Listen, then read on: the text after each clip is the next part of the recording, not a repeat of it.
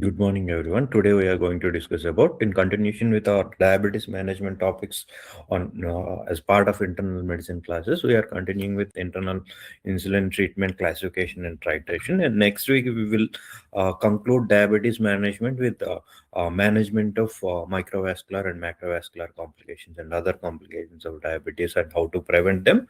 Then we will move on to another important topic, which is the hypertension management, which these are the this covers the almost 90 to 95% of the OP that we treat on a daily basis in our OPDs, and then rest other topics and all we will keep on covering over the next few weeks. So this is one more important topic, and then even many doctors also hesitate to start insulin. Patients also hesitate. So it is essential for all of us to understand the pathophysiology and what are the practical aspects of insulin management. So today we will learn about how to classify insulin precisely, select correct insulin regimen, which regimen to use, which people, and initiate insulin safely, and then titrate it accordingly so that there won't be any hypoglycemia or poor glycemic control. And then if in case of any hypoglycemia, how to manage it. So basically, whatever the insulin that we give is based on the physiological insulin secretion that our body does. So basically, insulin is secreted mainly in two ways. One is basal insulin, which is continuous low level of secretion that happens round the clock, and then the second is the bolus insulin, which is the meal related spike. So whenever we take a meal, so our pancreas produces insulin, which is called bolus insulin. Basal continuously happens, whereas bolus is a insulin release after a meal. And then the role, each role is basically hepatic glucose suppression is the primary basal role, whereas peripheral glucose uptake. So whenever we take a meal, so the glucose has to be uptaken by the body. That is the role of the bolus or the postprandial insulin. So insulin regimen, whatever we do, has to replicate it. So there should be a bolus, and then there should be a basal. So normal pathophysiology type 1, there is no insulin insulin production. So we have to go for insulin only. So there is no doubt about it. And then when it comes to pathophysiology in type 2, so there is you observe early insulin resistant, and then over a period of time beta cells gets exhausted, and then insulin production comes down, and then the stages leads to the insulin deficiency. So pathophysiology, so we have discussed. So when insulin becomes mandatory, this is the most important. So due to whatever medication, even after oral medication or without medication, if the HbA1c is more than 10, equal to or more than 10, it is mandatory to start insulin. At the same time, if the plasma glucose, fasting glucose is more than 250 or equivalent to 250 mg per dl, it is again mandatory.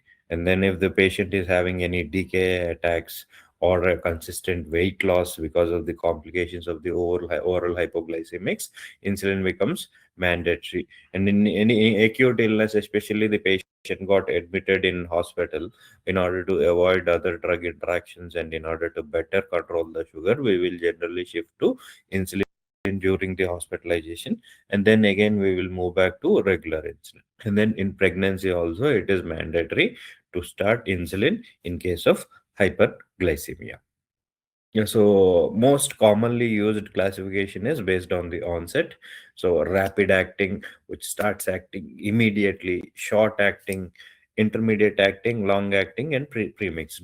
These are the normal classification. Long acting and ultra long acting is also there, and then comes the premixed ones.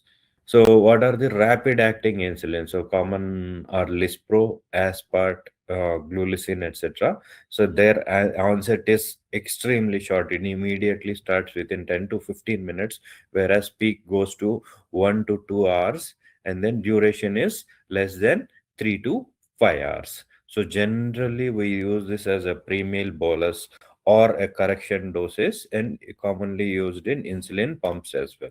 So why rapid acting is has to be used compared to the regular in which scenarios is especially for better postprandial control and less late hypoglycemia and flexible meal timing. So these all the insulin that we prescribe has to be very well aligned with the lifestyle and food habits of the patient. So we need to understand their food habits and lifestyle habits and then take. So when we have to choose rapid acting compared to regular, especially better postprandial control. So if a patient is having consistent spikes after a meal, less late hypoglycemia, risk of less late hypoglycemia, irregular meals. So they are not comfortable irregular meals. If you look at it, so the onset is 10 to 15 minutes, peak is 1 to 2 hours, and duration is 3 to 5 hours. So basically, there is no risk of hypoglycemia beyond 5 hours. So peak is around 1 to 2 hours. So accordingly, we have to choose which insulin. Most commonly, we'll go for a premixed ones, but we can optimize this based on the situations. The second is short-acting insulin, which is the most regular insulin, which we use for sliding scale and even in regular hospitals as well. Onset is around 30 to 45 minutes. Peak is 2 to 4 hours. Duration is 6 to 8 hours. Key uses include IV insulin, as DKA, ICU settings, cost sensitive settings, which is most commonly used in hospitals. So it is regular insulin. Peak is around 2 to 4 hours. So onset is around 30 to 45 minutes. Especially in DKA, we use it with IV 25% dextrose. Include it in the 25% dextrose, 8 to 10 units based on the body weight, and we will give it, especially in insulin. So in DK, initial after a 10 to 12 hour of a loading dose, we will go for an IV insulin. It is useful in cost sensitive and relatively less costly as well. And then the third is the intermediate acting insulin, which is NPH insulin, which is where it is also a feature value. Onset is 2 to 4 hours, peak is 6 to 10 hours, duration is 12 to 18 hours. If you look at the duration and peak, we can observe so there is a higher risk of nocturnal hypoglycemia. The patient has taken it in the afternoon hours, or he has taken in the late evening. So there is a high variability, and then which is with a risk of um, nocturnal hypoglycemia. The other is the long-acting insulin, which are all again mostly basal insulins, glargine and detimer. They have very flat profile, once daily, less hypoglycemic than NPH. If we generally want to start with a safe insulin, especially in older patients, generally we go for a long-acting insulin. And then the ultra long acting insulin, again, it is almost duration is more than 42 hours deglutic with lowest variability, whereas the long acting insulin is almost 24 to 36 hours, 24 to 30 hours of time frame, whereas ultra long acting is more than 42 hours. So very lowest variability. This can also be used in older patients. So most commonly used insulins are the premixed insulins. Basically, they are relatively easy, can be given in two divided doses, which is generally three forms. Generally, we have one is 30/70, which is 30% regular and 70% intermediate. So the acting starts within 30 to 45 minutes and then continues up to 10 12 hours. Lispromix generally we use for those 25% Lispro, 75% regular insulin. This we use for shorter acting ones, and then most commonly used is a 50/50, which is high postprandial needs. Most commonly 30/70 and 50/70, 50/50 are the most commonly used insulins in Indian scenarios. 50% regular and 50% NPH. So, what are the pros and cons? Pros is simple, fewer injections. We can generally patient doesn't need to change between different in insulins. It is relatively easy for them. Biggest con is a fixed ratio, which is difficult to titrate with a higher hypoglycemia risk. Common insulin regimens, basal only, basal plus basal bolus premixed, and sliding scale. These are the general insulin regimens that we use. Sliding scale is generally we use it in hospitals. Most commonly, we'll go for premixed ones. Basal plus bolus, and premixed sliding scales. These are the common regimens. So basal insulin regimen, which generally controls the fasting glucose, which we generally use is during the night times. First injectable indicated when FPG is high, PPBS is mildly elevated. So basically, you can start it during the nights. So it slowly peaks the action at around 12 to 16 hours. So the glucose gets controlled by the morning, and then there is no PPBS is not so high. So which indicates a basal dose is enough. So bolus, the body is responding well to the intake, so body is producing insulin immediately after taking the food, whereas there is a reduction in the basal production of the insulin. So we need to select a basal insulin. The FPG is high, whereas the PPBS is in normal. So basically there is a deficiency of basal insulin in that patient. So we can go for a long acting or a ultra long acting insulin, glargine or a degludec, based on the patient scenario, where daily one dose would be enough. Basal plus bolus regimen. So you start with a basal, which is if the FPG is high as well as the PPBS is also high, then we can go for a basal plus bolus regimen. Physiologically, it replicates the physiological insulin secretion, best HbA1c reduction. But the most important is that requires a best motivated patient as well, because it is a again there are multiple doses of insulin as well. So, and then when it comes to premixed regimens, again, this is best for those who are on a regular meal timings, limited self-monitoring blood glucose levels, or an elderly or rural settings where we will not be able to. The patient is not so well educated; he will not be able to understand the difference between a basal and a bolus insulin regimen. So we don't need to worry much about he doesn't understand the difference between the basal and bolus. We don't need to much worry uh, about the timing, or they don't understand the difference between the basal and bolus. Generally we go for premixed ones, but they need to be sensitized about the hypoglycemia, risk of hypoglycemia, because especially they miss meals sometimes, but they take regularly insulin, so which leads to higher risk of hypoglycemia. So how to initiate a basal insulin? Generally, we'll start with a fixed 10 units OD, because the less risk of hypoglycemia, or ideal is to select a zero point 0.1 to zero point 0.2 units per kg, preferred bedtime or at a same fixed time daily. It is very slow acting, and then it covers over a 24 to 36 hours of the duration. So keep it in mind, it is zero point 0.1 to zero point 0.2 units per kg. For a 60 unit, it is 60 kgs, it is around 6 units. So most of the our normal weight is anywhere between to 70 to 80. So we can choose a safe dosage of 8 to 10 units. When basal alone is not enough, FP is controlled, FPG is controlled, the PPBS is remains high. So what it indicates, the basal part is you have covered. So FPG is in the control. Basically, body is able to control the fasting blood sugar, but still after a meal, the spike is very high. So basically, PPBS is high. So then we have to add a bolus. So which is a basal plus bolus regimen.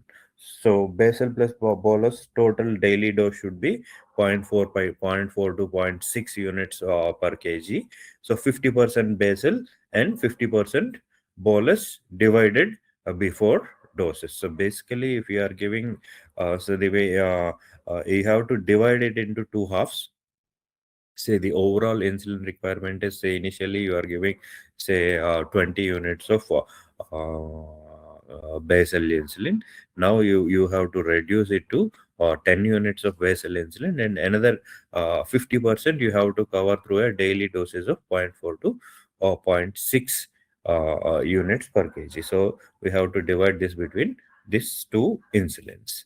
So here it comes, say around 10 units of basal insulin, around 10 units of basal insulin, and another 30 to 40 units of bolus insulin. Again, it is divided between meals. So you are giving a 10 units of bolus, and then 40 units is again divided it into 15, 15, 10, like that. So breakfast 15, lunch 15, dinner 10. You have to clearly understand the patient life habits, what he is taking, how he is taking. Accordingly, you have to give.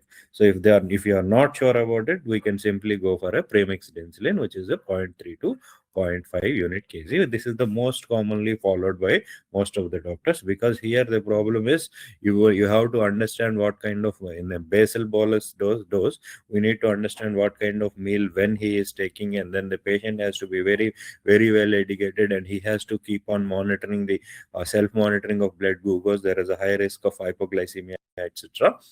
So most common this thing is, generally we follow is a premixed insulin. Unless the patient is very well educated and not monitoring and regularly monitoring his sugar levels, we will go for a premixed insulin initiations, generally, which is zero point 0.3 to zero point 0.5 units per kg, divided it into two doses, two-thirds in the morning, because two-thirds when he starts during the breakfast time, it is again lunch and dinner. Two-thirds the morning dose we can give it in the say 60 cases is 60 case patient. So it is half. Zero point 0.5 units is 30. If you are going aggressively, it is 30. If you are going at a lesser place and slowly titrating, we can start with an 18 units, which is again divided into 12 plus 6. I hope it is clear. Premixed is 0.3 to zero point 0.5. On a lesser scale, we can start with 0.3, and then we can titrate it to 0.5, divided into two-thirds in the morning and one-third in the evening, which is most common and most helpful practice, especially in the rural scenarios and most of the older patients. So why titration is critical? Most failures are due to under titration. Insulin requirement is dynamic and which needs a continuous adjustment. So we discussed about the three main. One is the basal, which is zero point 0.1 to zero point 0.2.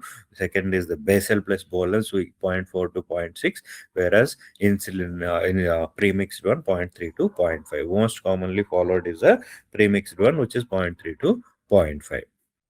Most failures are due to under titration, and then patient non-cooperation. Most of the times patient fails, patient leaves it, insulin requirement changes, dynamic basically it changes. They don't even understand most of the times. So it needs continuous adjustment based on the basal and bolus doses, and every body is different. So we need to have a proper targets for titration. Fasting blood sugar should be 80 to 130 mg per dl. PPBS should be less than 180, and HbA1c is less than 7%. These are the targets for titration. In older individuals with comorbidities, we'll keep the HbA1c between 7 to 8%. So basal insulin titration, FPG is more than 180, we need to add 4 units. FPG is 140 to 180, we need to add 2 units. FPG is 110 to 140, we need to add 1 unit. So FB is less than 70, we need to reduce 10 to 20%, because basal insulin we are targeting mainly the fasting blood. The regular one is more related to the bolus part. Bolus insulin titration based on the post meal glucose, increase 1 2 units every 2 to 3 days with a meal specific titration, with an aim to keep the postprandial blood sugar between 140 to postprandial blood sugar below 180. So correction. So how do you correct? So for correction doses, always follow rule of 1800. Correction factor is 1800 by divided by total daily dose requirement. So used for unexpected hyperglycemia, TDD is 60 units. Say for example, your total daily dose you are giving is 60 units. The correction factor is 1800 by 60, which is 30 mg per dl per unit. So if after the meal the glucose level is 240, the target is 120, excess is 120. Our target is 120, whereas the excess is 120. So we need to add 4 more units. So basically, we have to divide the number of units that we are giving in that patient. We are giving 60 units. So divided by 1800. So basically, there is a correction factor of 30. If you are giving 30 units, correction factor will be 60. So based on the, so here the correction factor per every 30 mg we have to add 1 unit. So here the target is 120, the excess is 120. So 120 divided by 30, we need to give 4. The correction factor is always 30. Total dairy requirement is 60. So here the extra unit that needs to be given is 4 units. So hypoglycemia, this is one more major risk factor where the blood glucose is less than 70 mg 12 year. Most commonly, they have sweating, tremors, confusion. This is a classic triad of symptoms during hypoglycemia. Any severe requires assistance, which might lead to a coma as well. So this is the main reason most of the patients will not adhere to insulin, or they'll self change the insulin drastically, leading to poor glycemic control. So hypoglycemia, how do you manage? We have to train them on a self-management rule of 15 grams of glucose they have to keep with them. And then if they are having confusion, sweating, tremors, they have to take 15 grams of glucose and recheck after 15 minutes. If the hypoglycemia is very high, then we have to start an IV dextrose, 25% dextrose, 1 or 2 units, and then we need to give a thiamine as well. 100 to 200 mg thiamine, which generally they get corrected, and then they'll get discharged within 1 2 hours. So here the history is very important. What is the injection technique for insulin? It is always preferred to give over the abdomen and then rotate injection sites to avoid lipohypertrophy. So they have to change the location, and abdomen has a large space, so it is always preferable to give the insulin at the abdomen. Insulin, how do they storage? Unopened, they have to store it at 2 to 8 degrees. In use, room temperature. And never freeze insulin. And then generally have to follow the manufacturer guidelines. It should not be more than 28 days. Is the usual guideline, but once it has opened, but they have to follow the manufacturer guidelines based on the each insulin type. So common prescribing insulin errors, the delay in the insulin initiation, or the underdosing, or a no titration plan, or they are simply sticking to the sliding scale alone. So we will discuss few interesting case studies, when to use, how to use the insulin based on our discussion. So severe hypoglycemia patient came with a 45-year-old whole HbA1c is 11.8%. And what is the best thing to start? We need to start a basal plus bolus here in this case, because the HbA1c is too high, and then the severe hyperglycemia is also there. The total daily doses is zero point 0.5 units per kg, as it is a basal bolus mix, 0.4 to 0.5. So as the HbA1c is on the higher side, we will go for a middle path, which is zero point 0.5 units per kg. Generally, we'll go for a premixed one, a split 50% basal and 50% bolus. So poor control in OIDs. HbA1c is 8.9%. High, he is already on OIDs. High fasting plasma glucose. Start basal insulin, because basal insulin gives best result in plasma glucose control in fasting stage, which is generally we go for a 10 units at bedtime, or zero point 0.1 to zero point 0.2 per kg body weight. So FPG is controlled, PPBS is high. So what we have to do? So as the FPG is controlled, the basal is working well. So we need to go for a bolus insulin, which is we can go for a basal plus regimen, which is a target with a target to keep postprandial glucose under control. And then the another patient is a elderly with hypoglycemia. So what is the best case scenario? Who is on the intermediate NPH insulin, switch to a long acting analog which has a less risk of hypoglycemia, like a insulin glargine or insulin degludec. Reduce the doses by 10 to 2%, 10 to 20%, which reduces the risk of hypoglycemia. And then if the patient is on a fixed meal pattern, what is the best regimen? It is to have pre-mixed insulin suitable, which is the most common scenario in Indian context, where we will give twice daily dosing, whereas two-thirds will be going on the morning and one-third in the evening. Educate on the meal timings, zero point 0.4 to 0.6 units per kg body weight. So now most of the times what happens is most of the patients that we give are on the premixed insulin. There is a titration problem. So history is on a premixed one 30 to 70, morning he is taking 24 and evening 12 units. FPG is still not under control, whereas PBBS is under control, which is 160. FPB is 190 mgdl, whereas PPBS is 160 mgdl. So which dose to adjust? Explanation. FPG is high, so it indicates the morning dose is responsible. So evening PPBS is acceptable. So action, increase morning dose by 2 units. Do not change the evening dosage. Fixed meal pattern, history patient on Basal and Bolus, total daily dose is 60 units, pre-lunch glucose is 260. Question, we need to calculate the correction dosage.